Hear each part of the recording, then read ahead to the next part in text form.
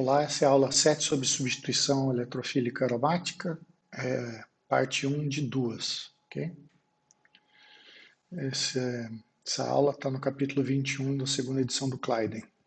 Vocês podem achar em outros livros também, obviamente.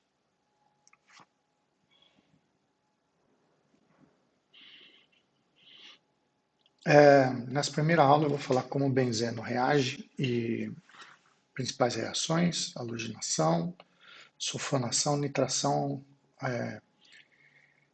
alquilação de Friedel-Crafts e acilação de Friedel-Crafts e comentar algo sobre iniciar a abordagem sobre a reatividade de compostos aromáticos, falando de fenol e anilinas, né? Primeiramente, vamos entender como o benzeno reage, né? A gente já viu essa reação aqui que está mostrada na tela, né? Então, a reação de formação de enol catalisado por ácido. Se você fizer essa reação em água deuterada com deutério, né, D3O+, mesma coisa que H3O+, só que em vez de hidrogênio é deutério, isótopo. Assim você pode ver onde o deutério entrou na molécula, né? Se fizer isso, a gente sabe que a formação de enol pode ser catalisado por ácido. Então, o mecanismo é protona, a carbonila, oxigênio da carbonila, e aí vem a água deuterada, né? Primeira etapa, protona, depois vem a água deuterada, tira o próton do próton alfa, e aí você forma o enol. E esse enol está em equilíbrio, né? Forma o enol, depois ele volta a formar ceto. Forma enol, forma ceto. Para ele passar do enol para formar ceto, ele precisa abstrair o próton de novo para voltar nessa posição aqui, né? Para formar a forma ceto. Se tiver em água adulterada, ele vai trocar com solvente, né? Então, com o tempo, se você deixar o tempo suficiente, você vai ver que todos os hidrogênios na posição alfa foram substituídos por deutério, que mostra que aquele hidrogênio ali é lábil, é ácido, ok?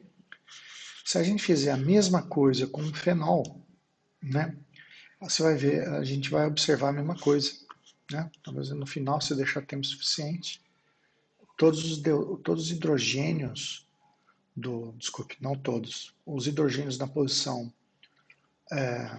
o hidrogênio ácido, obviamente, que está ligado ao oxigênio, mas também os hidrogênios nessas posições aqui, que a gente chama essas duas aqui, de orto e essa aqui para. Isso vai dizer bastante sobre a reatividade do fenol para vocês depois, né? Mas, ou seja, esse próton aqui, que está nessa posição orto e para, no caso do fenol, ele pode ser trocado. Então, nós vamos entender como é que isso funciona já já. Então, benzeno não reage com uma dupla isolada, tá? Porque ele é aromático. Então, se a gente pegar o ciclohexeno, isso a gente já viu, tratar com Br2, a gente forma o derivado de bromado. Lembre-se que a adição é o bromônio, aí ataca, né? Então, sempre os dois bromos entram trans um ao outro, né? Se a gente fizer a reação com ácido perácido, né? Ácido metacloroperbenzoico, por exemplo, a gente forma o epóxido. Então, é o jeito que duplas isoladas reagem. A gente já viu que dupla conjugada também não reage diferente, né? Ou duplas conjugadas a carbonila. Okay? Nós sabemos tudo isso. Qual é o caso do benzeno? No caso do benzeno, se você tratar benzeno com bromo, não tem reação nenhuma, ok? Sem reação. Se você for fazer a reação similar aqui com ácido metacloroperbenzoico, também não acontece reação. Então ele é muito menos reativo do que uma dupla isolada, porque ele é aromático, né? Essas duplas estão conjugadas, que torna a molécula mais estável. Essas posições podem reagir. Nós temos essa posição 1, que é chamada de ipso. Geralmente radicais livres gostam de reagir, gostam de reagir nessa posição. Você tem a posição orto, que são duas posições orto, a 2 e a 6 são chamadas de orto. A 3 e a 5 são chamadas de posições meta, e a posição aqui 4 é chamada de para. Okay?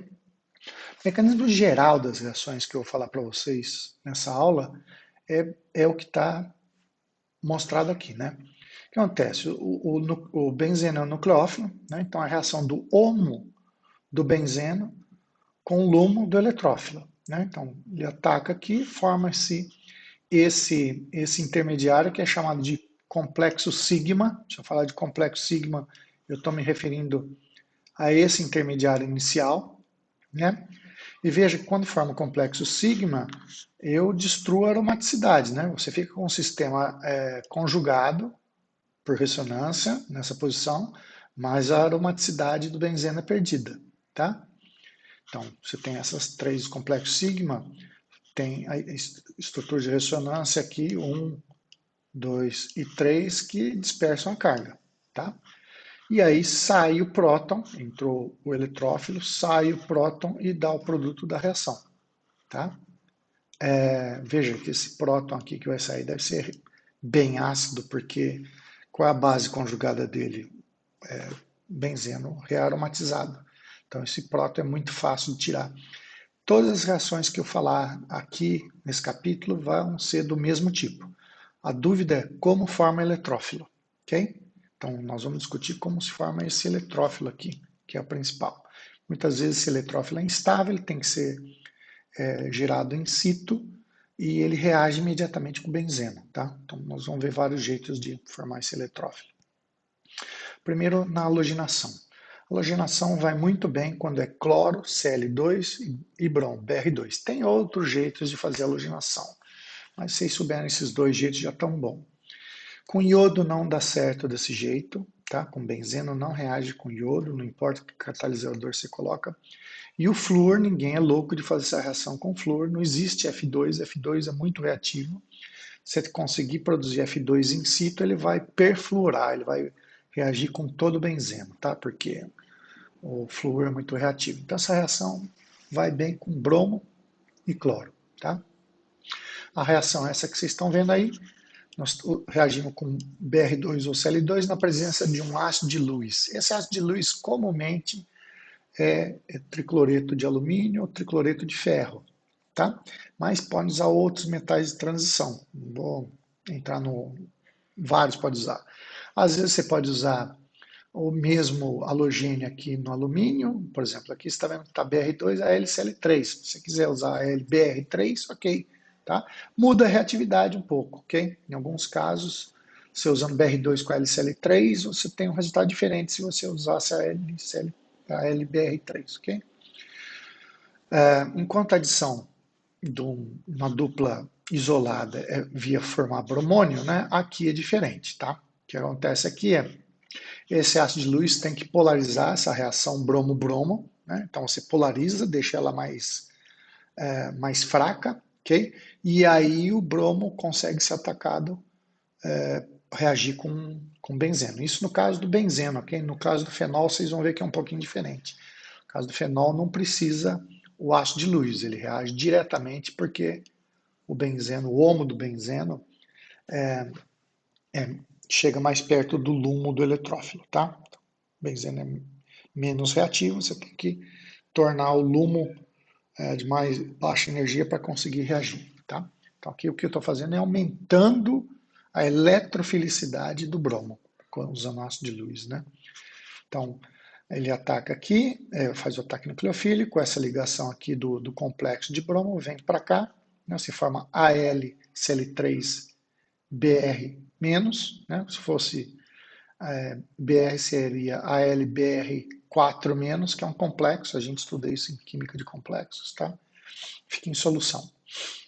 E aí você forma o complexo sigma, como eu falei, aí ele perde o próton e dá o derivado monobromado. Como que se forma o eletrófilo? Um equilíbrio que você pode fazer é esse aqui que está mostrado aqui embaixo. Se for X, pode ser cloro ou bromo, e esse M comumente é ferro e alumínio, tá? Então, é esse equilíbrio envolvido para formar esse complexo aqui que vai reagir. No caso do benzeno, só reage se tiver o ácido de Lewis.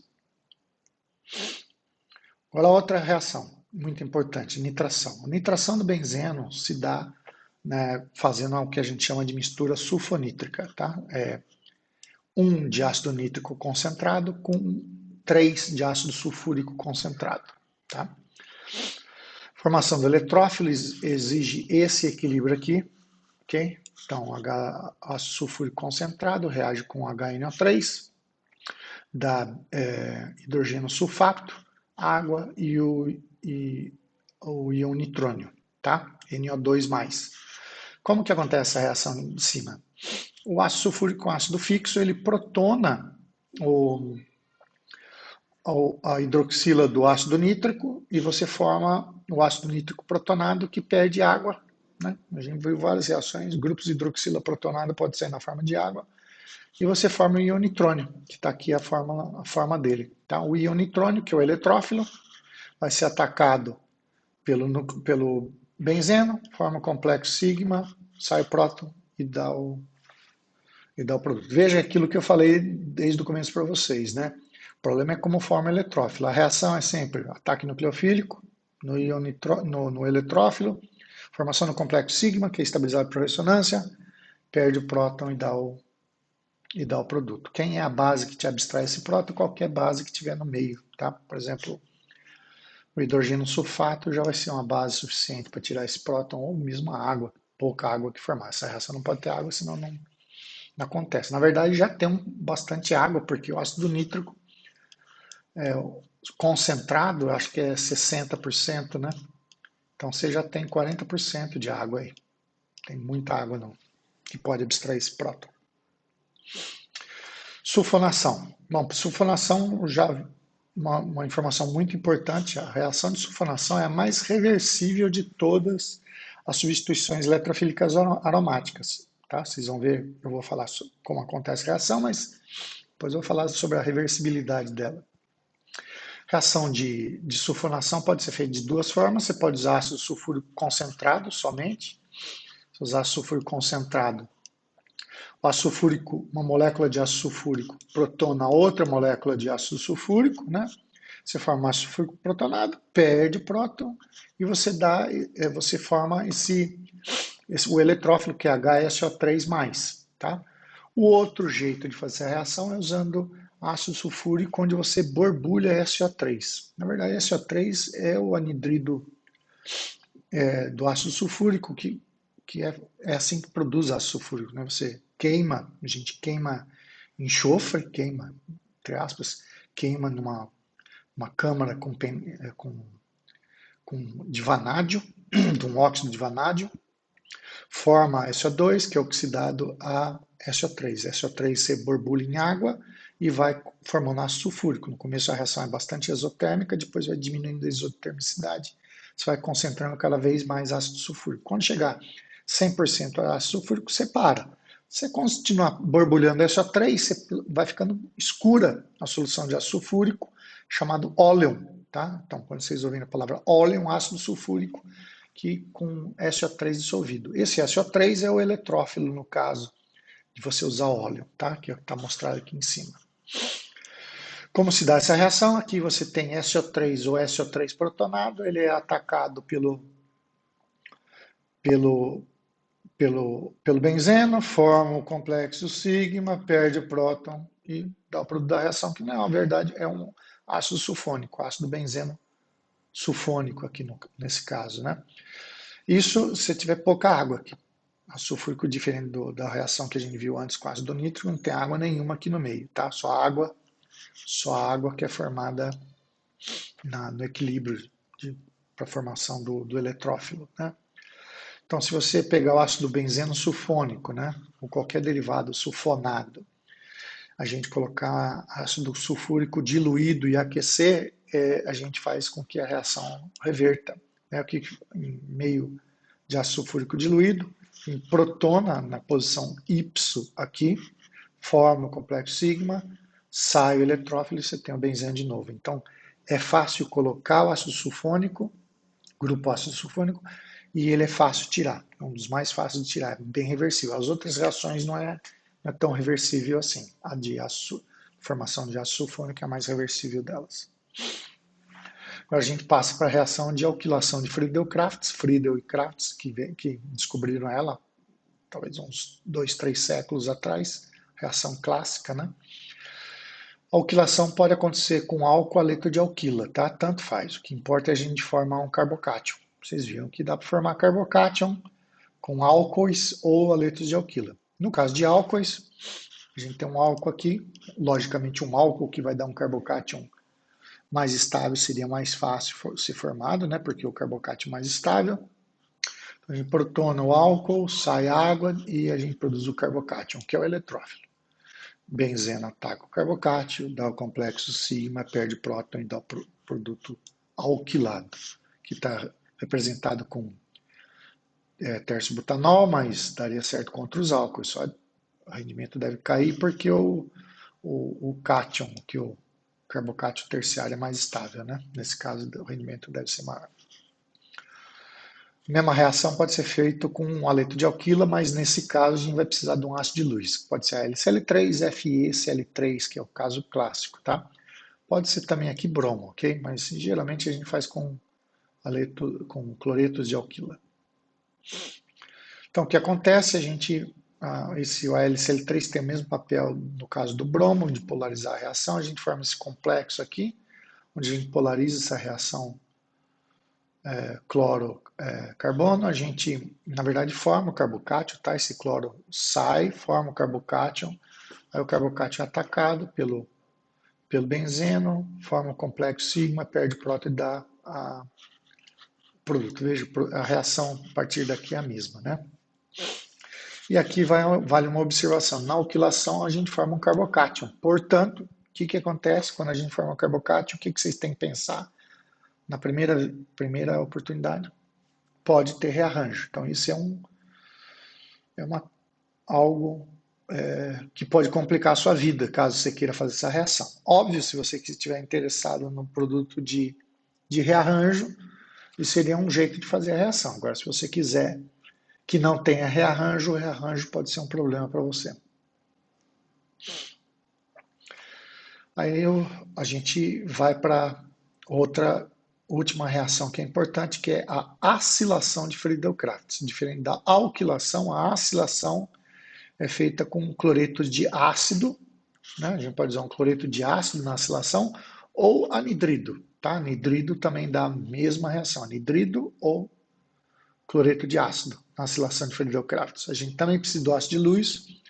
O ácido de luz vai formar o complexo aqui com cloreto de ácido ou anidrido. Aí retira o cloreto, forma LCl4-, que é um complexo. É esse o equilíbrio. E você forma o íon acílio. O íon acílio é muito mais estável do que o íon, do que um carbocátion, porque ele é estabilizado por ressonância. O íon acílio é atacado pelo composto aromático. Você forma o complexo sigma, perde o próton, que qualquer base, inclusive cloreto, pode tirar esse próton, como eu já falei, e você forma o derivado acilado. Okay?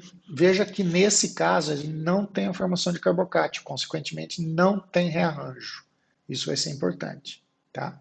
Então, na alquilação pode ter rearranjo, na acilação não tem rearranjo. Eu vou voltar isso mais para frente, quando eu falar na segunda parte de vantagens e desvantagens vantagens, oportunidades, né, dessas reações. Resumo das reações principais. Bromação, halogenação. A gente usa bromocloro em ácido de luz, por exemplo, AlCl3, FBr3, AlBr3, ferro em pó, vários ácidos de luz podem ser usados. O eletrófilo está aqui, né? É esse complexo do metal com bromo. Aqui, essa setinha aqui está vindo do par de elétrons do benzeno. O produto é o composto bromado ou clorado. A nitração, o reagente é ácido sulfúrico 3 de ácido sulfúrico para 1 de ácido nítrico concentrado. Tem aquele equilíbrio que a gente tira a água do ácido sulfúrico. Saibam todos esses equilíbrios, ok?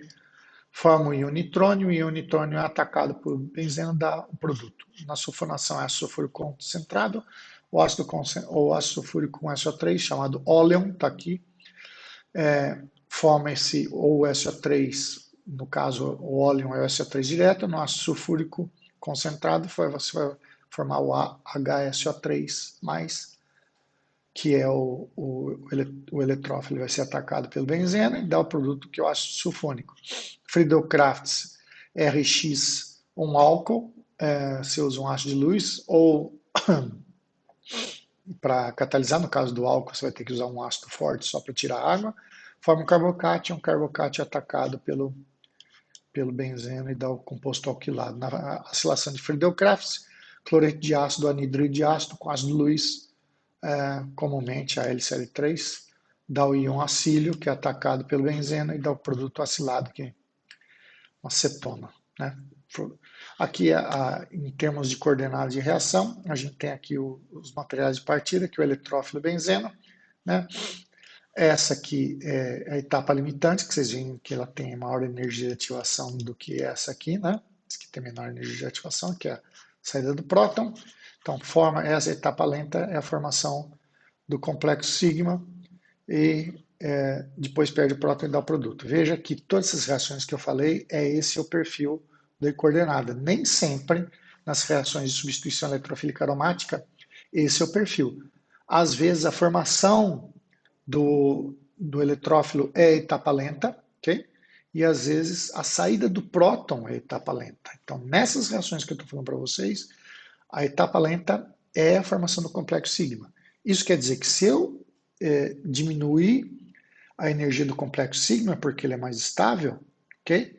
Eu vou diminuir a energia, o ΔG de ativação, ok? Lembra no postulado de Hammond, ok? Então, qualquer fator que faz com que eu diminua a energia do complexo sigma vai fazer com que a reação vá mais rápida, porque reação ΔG positivo, né? Estabilização do intermediário, estabiliza o estado de transição e cai a energia de ativação.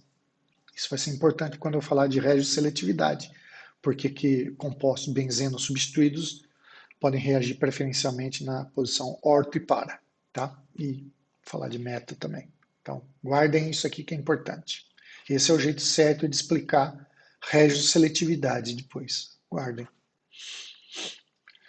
Falar um pouquinho da reatividade, que é uma introdução para a próxima parte, tá? O fenol é mais reativo do que o benzeno, tá? Ele reage muito mais rápido por substituição eletrofílica, com BR2, por exemplo, do que o benzeno.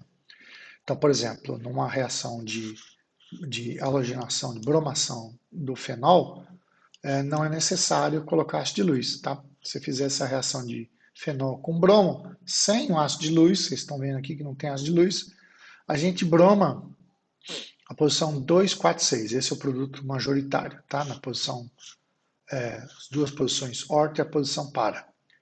Como que é o mecanismo da reação? Está aqui o bromo reage direto, não precisa polarizar. Benzeno ataca, está fazendo primeiro o ataque na posição para, forma o complexo sigma, e está colocando uma das estruturas de ressonância do complexo sigma, ok? Perde o próton e dá o produto. Na posição orto, a mesma coisa. Benzeno ataca, aqui o primeiro bromo, essa ligação vem para cá, forma brometo, esse é o complexo sigma, tá? Uma das estruturas de ressonância, perde o próton e dá o produto de bromado. Obviamente, veja, óbvio, o bromo pode atacar o benzeno, o fenol direto, pode atacar o fenol monobromado, e pode atacar o fenol dibromado. Quando acontece o ataque do bromo o eletrofílico no dibromado, você faz um produto final que é o tribromado. Esse é o produto majoritário, ok? Que você vai ter uma mistura de mono, di e tribromado na posição orto e para, tá? Então não precisa de ácido de luz. Isso quer dizer que o fenol é muito mais nucleofílico do que o benzeno, tá? Então, por isso que você não precisa usar ácido de luz. Então, aqui tem duas estratégias, né?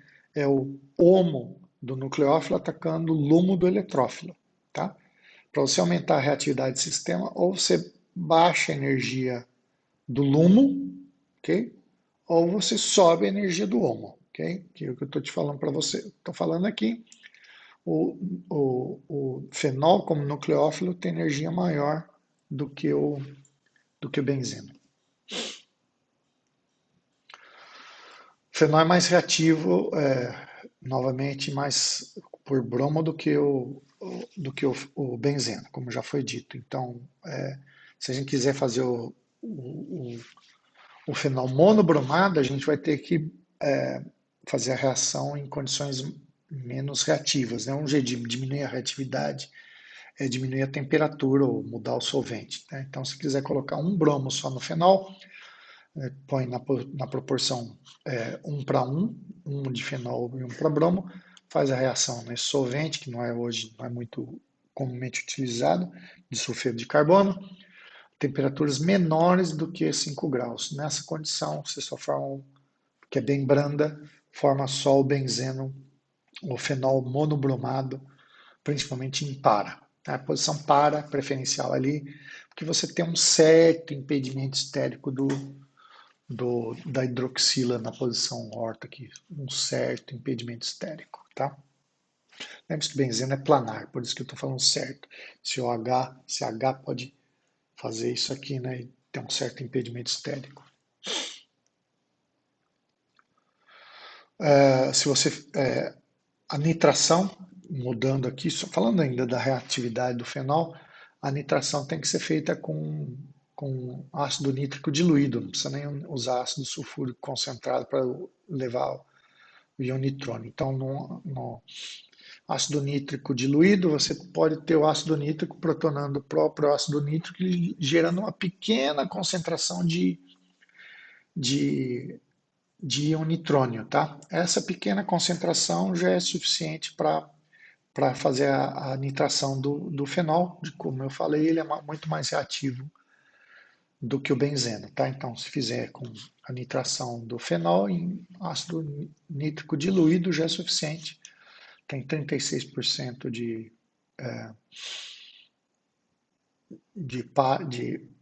ortonitrofenol e 25% de paranitrofenol.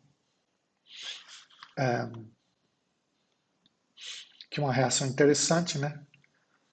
Que vocês vão ver já já essa outra. Se faz o paranitrofenol, por exemplo, desse jeito, que eu mostrei aqui, usando fenol, faz a reação com ácido nítrico diluído. Você tem aqui o produto, paranitrofenol. Você faz uma redução catalítica desse grupo nitro aqui. A gente já viu no capítulo falando de reações de redução, compostos orgânicos, né? Dá para fazer a reação de redução do nitro a grupo amino, né? Usando hidrogenação catalítica. Vocês vão ver que tem um outro jeito de fazer a reação com estanho, na próxima aula, sobre substituição nucleofílica aromática, né? Mas um jeito de fazer com hidrogenação catalítica. Reduz o grupo nitro a grupo amino, agora você tem um paraminofenol, né, ou para-hidroxianilina, que é o mesmo composto. Você reage com anidrido acético. Aqui o grupo amino é mais nucleofílico do que a hidroxila. Por quê? Vai aqui a pergunta, né? Mas é ela que é acetilada. É a amina que é acetilada e você forma essa amida aqui, que na verdade é um fármaco que vocês devem conhecer bastante, paracetamol. Então, bem-vindo. Primeira molécula que vocês podem sintetizar aí como alunos. Paracetamol, molécula prática que vocês conseguem fazer. Tendo fenol, o resto ali é fácil fazer, né? Todos os reagentes têm laboratório. A anilina é mais reativa ainda do que o fenol, tá? Então, se você fizer a reação da anilina é esse composto aqui, né? Aminobenzeno. Aminobenzeno, anilina. Mesma coisa. A anilina reage com bromo, dando composto tribromado, tá? Do mesmo jeito que o fenol. Para fazer essa reação de bromação, a gente tem que também recorrer a. Desculpe. Bromação do fenol acontece, como eu já falei, de sulfeto de carbono, temperaturas baixas, é menor do que 5 graus. Se você fizer a mesma reação, mesmas condições, com a anilina, o que vai acontecer é que vai formar o composto tribromado, ou seja, a anilina é mais reativa ainda do que o fenol, tá? Porque esse par de elétron aqui do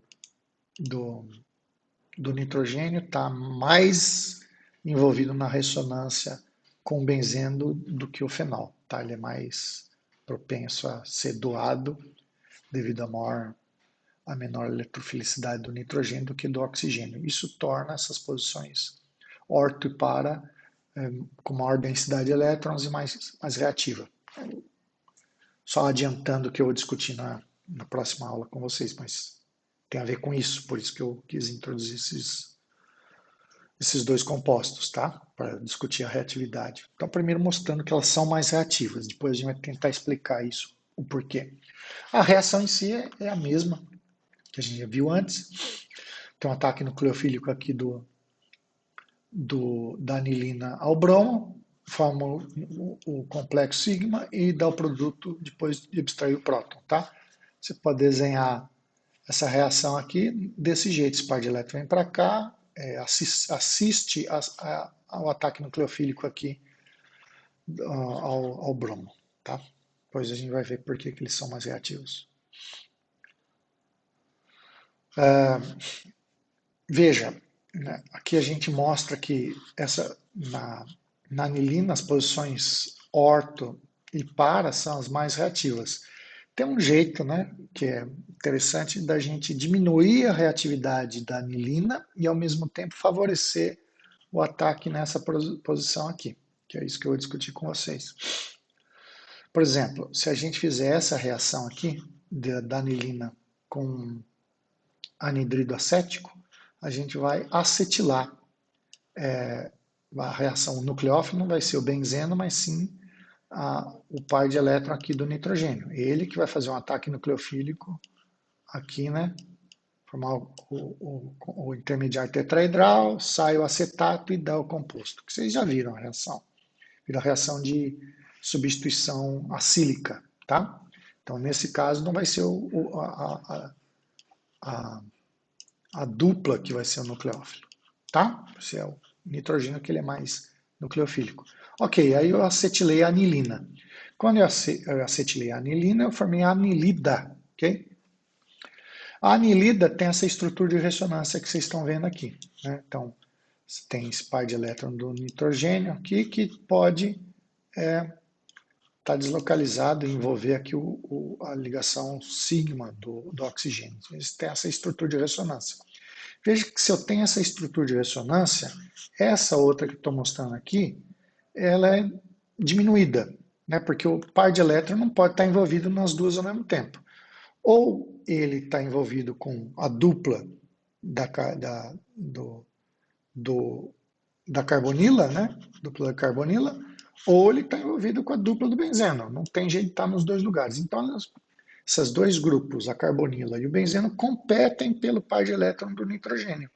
Isso faz com que a inserção, a densidade de carga que vai para o benzeno diminua. Então, você diminui a densidade de carga no benzeno, consequentemente ele fica menos nucleofílico, consequentemente ele menos reativo ali, tá? Então, fazendo isso, o que vai acontecer é que a gente diminui a reatividade da anilina inicial, através da acetilação, formando a anilida, e essa posição aqui, orto, né, essas duas posições orto, ela também tem um certo impedimento estéreo, porque esse grupo acetil da amida, né, ele fica rodando e pode ter um impedimento estérico aqui na posição orto. Com isso, a gente diminui a reatividade e faz com que a posição para seja preferencial. Então, um jeito de você bromar a anilina numa posição para só é acetila primeiro, tá? Reage com bromo, tá? Você forma a para-bromo-anilida, depois você hidrolisa a amida. Como que é hidrolisa a amida? Coloca ácido concentrado em água sob refluxo, a gente já viu essa reação antes, e você hidrolisa e faz a anilina monobromada na posição para com altos rendimentos. É um jeito de escapar da reatividade aí, de formar, você reagir com bromo direto, você vai formar a tribromoanilina, né? Não a monobromo, como mostrado aqui. É isso aí.